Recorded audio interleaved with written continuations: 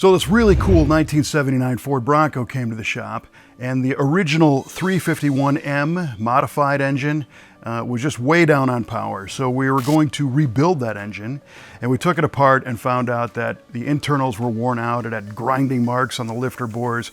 It was just kind of a mess.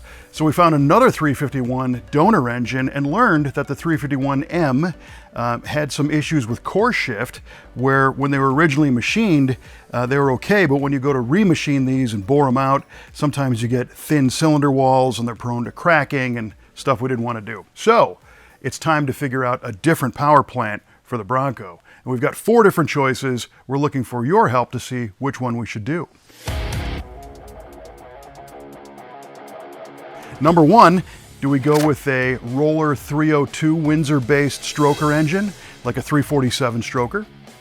Number 2, do we stick with a 351 but go with 351 Windsor and maybe a Stroker there, like a 427 Windsor?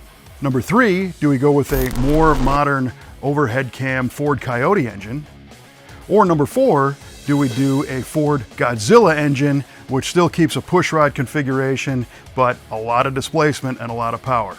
Let us know in the comments, and we'll follow up with a video to let you know what we ended up going with in this awesome '79 Bronco.